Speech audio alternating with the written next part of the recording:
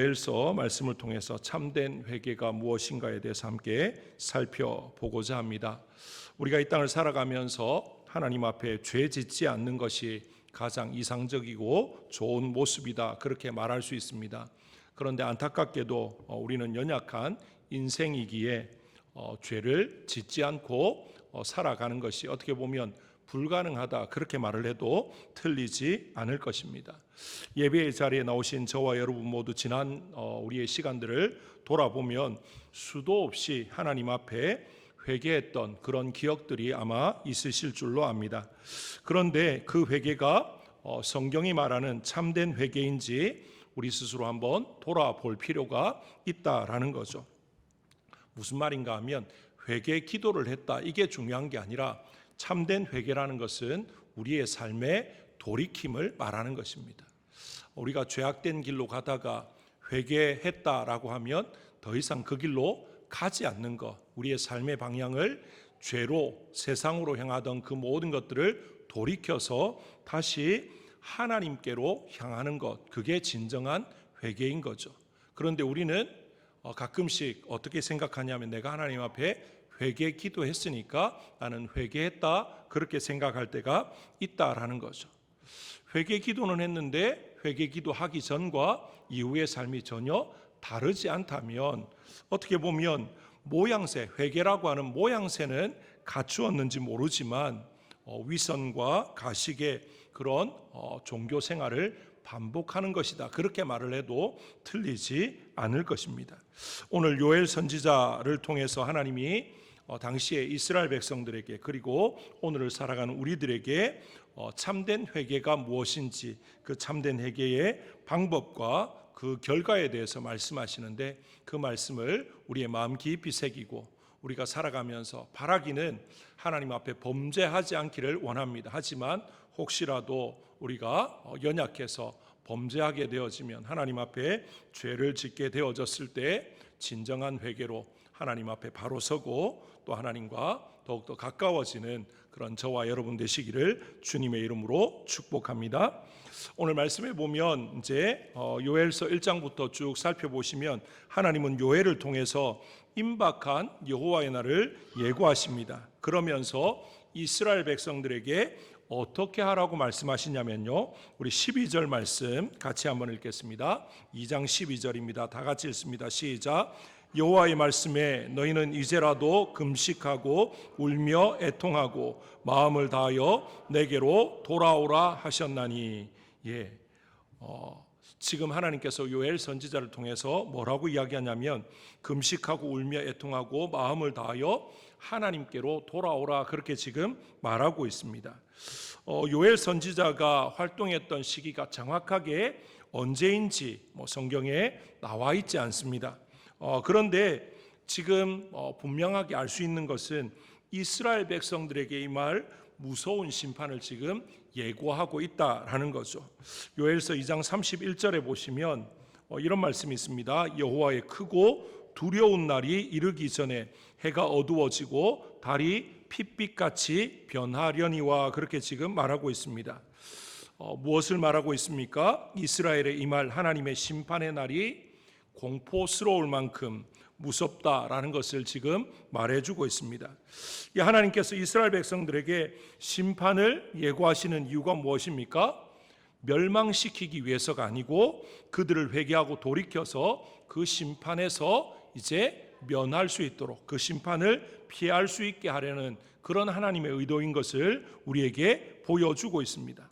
그래서 하나님은 요엘 선지자를 통해서 심판을 예고함과 동시에 하나님께 어떻게 할 것을 강력하게 외치게 하셨습니까? 하나님께로 돌아올 것을, 이제 그들의 마음과 삶과 모든 것들을 이제 방향을 틀어서 하나님께로 돌이킬 것을 말하고 있다라는 것입니다.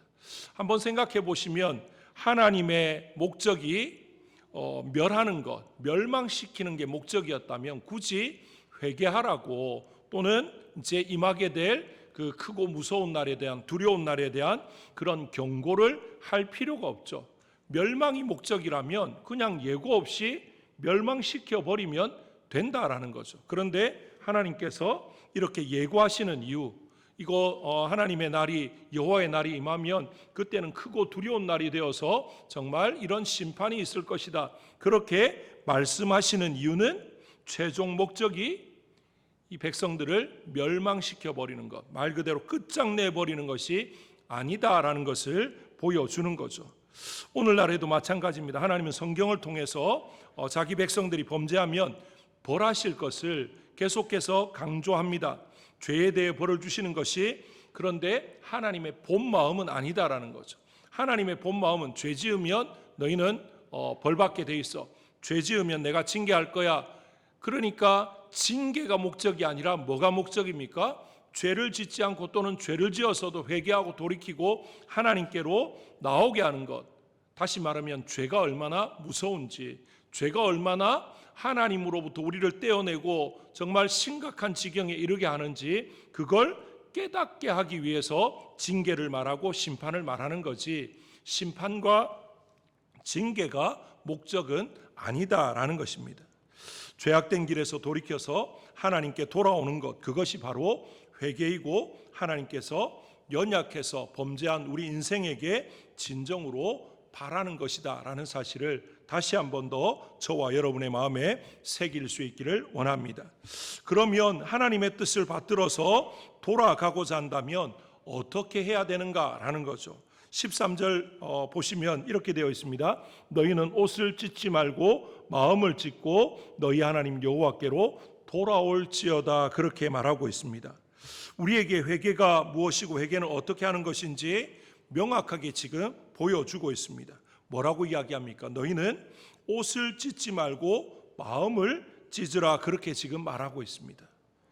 과거 이스라엘 백성들이 살던 그 시대, 고대 근동의 그런 사회상의 모습에서는요, 슬프고 괴로운 마음을 어떻게 표현했냐면 그 옷을 찢는 것을 통해서 내가 이만큼 고통스럽다, 슬프다, 애통한다, 이런 것들을 그걸 통해서 좀 표현하는 그런 생활상이 있었다라는 거죠.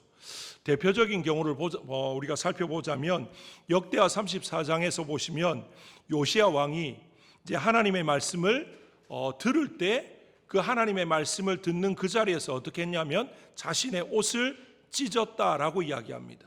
왜 옷을 찢었느냐? 하나님의 말씀 앞에 서니까 내가 얼마나 죄악된지, 내가 얼마나 부족하고 연약하고, 그리고 이 시대가 얼마나 악한지 이런 것들을 깨닫게 되니까 이제 애통하니까, 너무 하나님 앞에 부끄럽고 고개 들 수 없으니까 옷을 찢는 걸 통해서 그런 모든 것들을 표현했다라는 것입니다.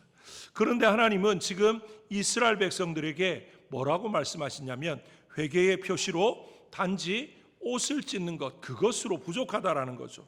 그걸로 다 했다 생각하지 말라는 것입니다.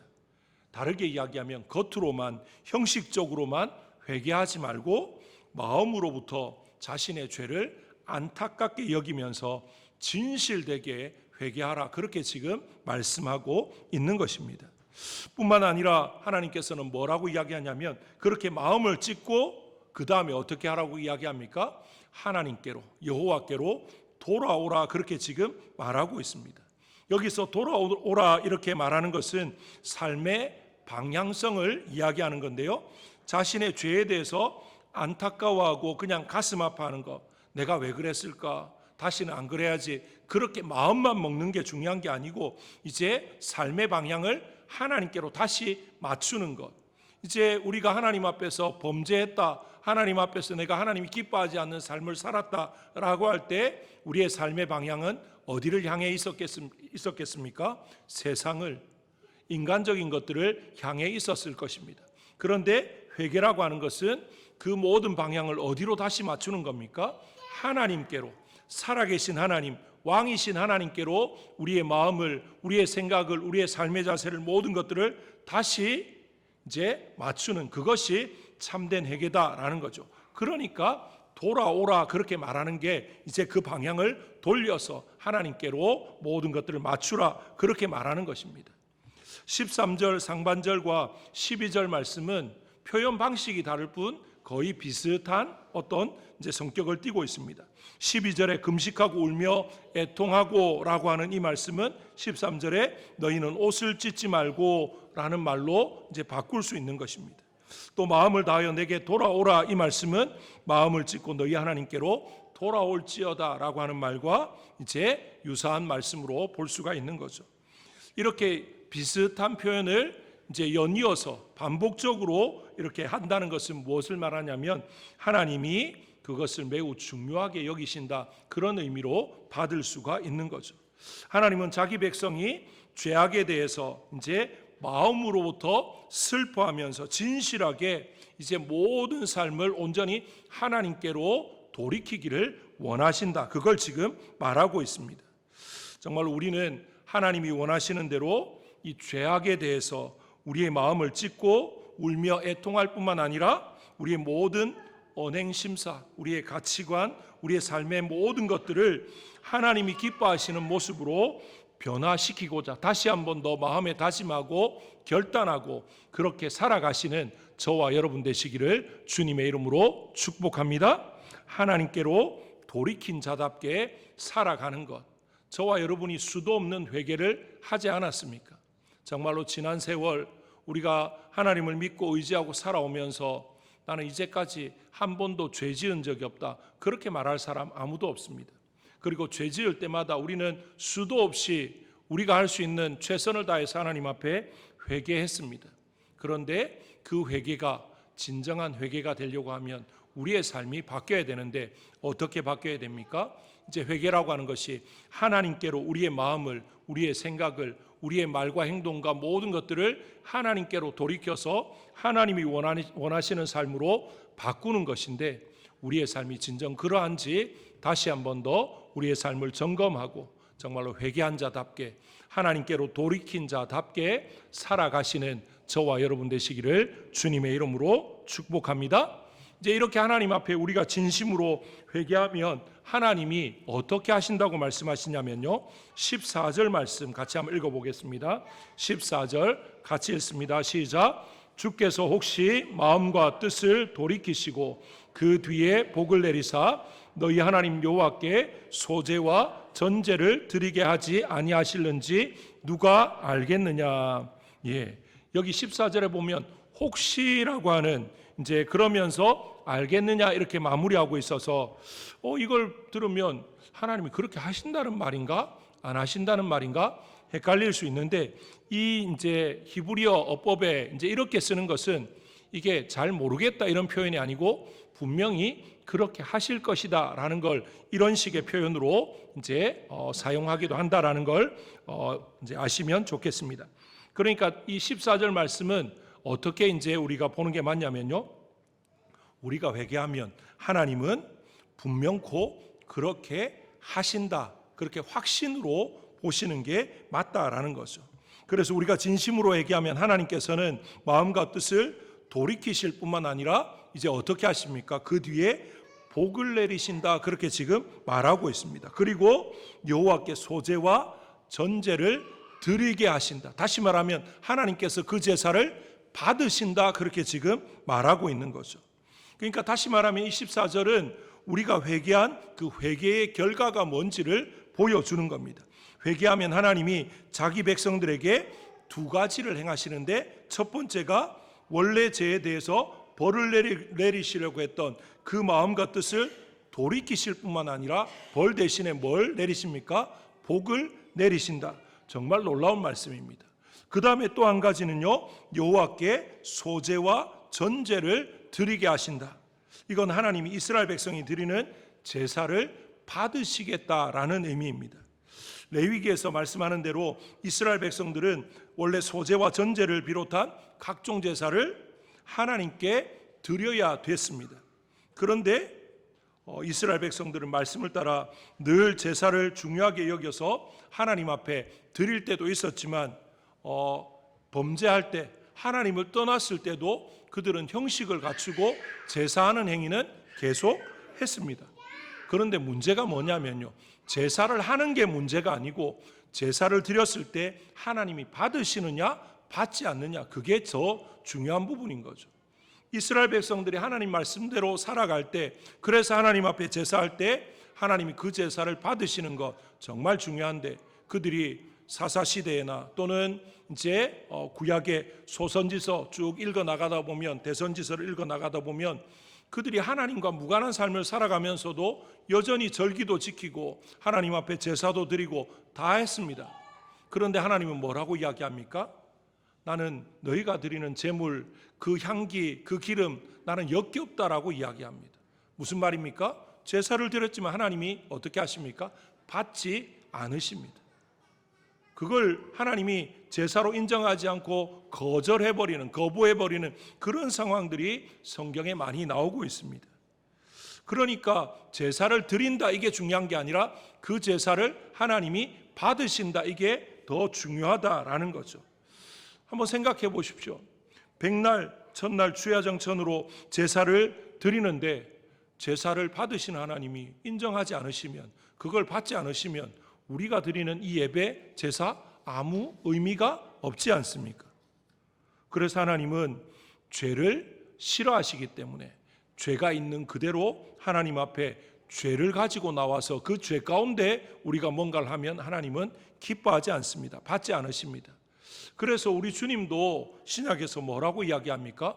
하나님 앞에 예물을 드리려고 나왔는데 그 예물을 드리려고 하는 순간에 형제와 화목하지 못한 게 생각이 나고 뭔가 잘못된 게 생각이 나면 빨리 가서 화해하고 그 죄의 문제를 해결하고 어떻게 하라고 이야기합니까? 하나님 앞에 드리라고 이야기합니다. 그만큼 하나님 앞에 나올 때 우리가 어떠해야 되는지 그걸 말씀하고 있는 것입니다. 정말로 하나님께서는요, 우리가 진정으로 회개하면 우리에게 내리시려고 했던 그 모든 벌, 징계, 심판 이런 것들을 거두십니다. 하나님이 원하시는 게 아까 처음에 우리가 살펴본 것처럼 징계가, 심판이 목적이 아니었고 우리가 돌이키는 것이 목적이었기 때문에 돌이키면 어떻게 합니까? 하나님도 그 뜻을 돌이키십니다. 뜻만 돌이키시는 것이 아니라 그래서 우리에게 내리려고 했던 징계와 심판 대신에 뭘 내리십니까? 복을 내리시는 분이 하나님이신데 그 복의 가장 근본이고 중요한 복이 뭐냐면요, 우리가 드리는 예배를 하나님이 받으신다라는 겁니다. 이게 진짜 중요한 겁니다. 우리는 어떻게 생각하냐면요, 주일날 나와서 예배하면 하나님이 다 받으신다라고 생각합니다. 그런데 성경을 찬찬히 잘 들여다보시면 예배한다고 하나님이 다 받으시는 게 아니죠. 하나님이 기뻐 받으시는 예배가 있고 하나님이 흠양하지 않는 그런 예배도 있다라는 겁니다. 누구의 문제입니까? 이건 예배하는 우리의 자세, 우리의 태도, 우리의 중심의 문제인 거죠. 우리가 어떻게 하느냐에 따라서 하나님이 그걸 받으십니다. 우리가 뭔가 대단한 거, 좋은 걸 가지고 와야 받으신다 이게 아니라 아무리 좋은 거 가져와도 우리의 삶이 죄악 가운데 뒹굴고 있으면 하나님이 받지 않으십니다. 하지만 우리가 하나님 앞에서 제대로 살려고, 말씀대로 살려고 몸부림치고 힘쓰고 애쓴다면 우리가 정말 어떻게 보면 세상에 더 좋고 화려하고 아름다운 것 있는데 그거 혹시나 안 된다 할지라도 내가 가진 것 가운데 최선을 다해서 뭔가 가져 나오면 하나님은 그것도 기쁘게 받으신다는 거죠. 우리 주님이 말씀하신 그것 가운데 부자가 헌금함에 돈을 넣는 것, 그거보다 과부가 자기가 가지고 있는 두렙돈, 전 재산을 넣는 것, 어떻게 보면 그 가치로 따지면 부자가 넣은 그 헌금이 더 어마어마할 수 있습니다. 그런데 하나님은 어마어마하다고, 많다고 받으시는 게 아니라 그 중심을 받으시는 거죠. 보시는 거죠. 그게 핵심입니다. 정말로 하나님 앞에 저와 여러분이 어떤 삶의 자세로 나아갈 것인가, 죄를 짓지 않고 깨끗하게 나가야 된다, 그걸 말하는 게 아니고요. 죄를 지을 수 있습니다. 하지만 그 이후에 우리의 반응이, 우리의 자세가 어떠해야 되는가, 그걸 지금 말하는 겁니다. 형식적인 것, 아주 가식적이고 어떻게 보면 모양만 갖춘 회개, 그게 중요한 게 아니다라는 거죠. 눈물 흘렸다고 그게 진짜 회개가 아닌 겁니다. 금식했다고 회개가 아닌 것입니다. 뭐가 있어야 됩니까? 그렇게 했다면 그 다음에 삶이 뒤따라와야 된다라는 것입니다. 눈물로 금식하면서 회개해놓고 그 회개 기도 자리를 떠나는 순간 그 전에 죄악된 모습을 그대로 반복한다면 그건 회개가 아니다라는 것입니다. 저와 여러분의 삶이 하나님 앞에서 눈물과 금식과 그냥 옷을 찢는 겉모습의 회개가 아니라 정말 우리의 마음을 찢고 하나님께로 진짜 돌아가는 진정한 회개의 삶이 될 수 있기를 주님의 이름으로 축복합니다. 그래서 하나님이 징계와 심판과 저주가 아니라 복을 내리실 뿐만 아니라 우리가 드리는 예배도 흠양하시는 그런 삶이 될 수 있기를 주님의 이름으로 축복합니다. 그러면 마지막으로 하나님께서 회개하는 자기 백성들에게 이처럼 놀라운 은혜를 베푸시는 이유가 무엇인가라는 거죠. 그 이유가 무엇인가? 우리가 진짜 회개했으니까, 진심으로 우리가 회개했으니까 당연히 받아줘야 된다. 그게 핵심이 아니다라는 거죠. 오늘 읽었던 13절 하반절에 보시면 이렇게 말합니다. 그는 은혜로우시며 자비로우시며 노하기를 더디하시며 인애가 크시사 뜻을 돌이켜 재앙을 내리지 아니하시나니. 하나님께서 자기 백성이 회개할 때 복을 내리시고 그 소재와 전제를 받으시는 그 이유는 하나님의 인애, 하나님의 은혜, 하나님의 자비, 노하기를 더디하시는 그 하나님의 성품 때문이다. 그렇게 지금 말을 하고 있습니다. 다시 말하면 우리의 회개가 초점이 아니고 하나님의 용서가 초점이다라는 것입니다. 한번 생각해 보십시오. 내가 누군가에게 정말 엄청난 잘못을 했습니다. 그래서 그 사람에게 굉장한 손해를 끼쳤습니다. 내가 그 잘못을 깨닫고 찾아가서 어떤 사람에게 용서를 빌었습니다. 그랬더니만 그 사람이 흔쾌히 나를 용서해 주었습니다. 그러면 여기에서 뭐가 중요한지 우리가 알아야 되지 않습니까? 용서를 빈 게 중요합니까? 용서를 빈 나를 용서해 준 게 중요합니까? 용서해 준 그 사람의 그 마음, 그 아량, 그게 더 중요한 거죠.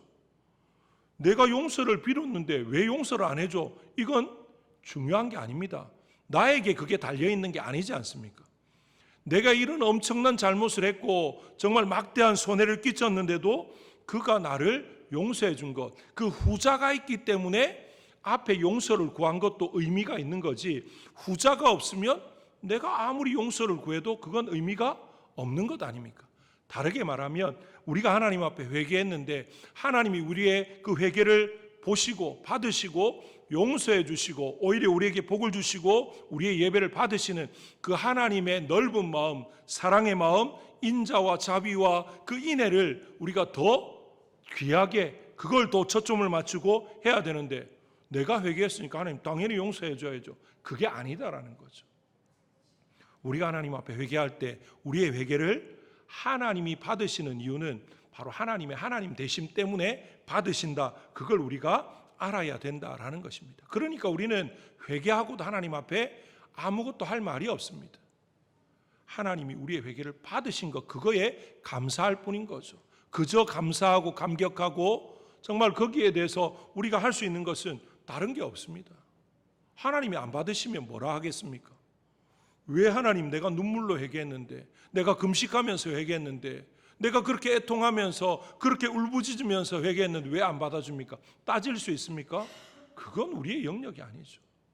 그런데 놀랍게도요, 내가 눈물로 회개하지 않아도, 내가 울고 애통하지 않아도 하나님 앞에 내 마음 중심으로부터 하나님 앞에 잘못했습니다 고백하고 이제 이전의 삶을 청산하고 우리의 방향을 하나님께로 틀어서 한 걸음 한 걸음 나아갈 때 하나님은 그걸 받으신다라는 거죠. 왜요?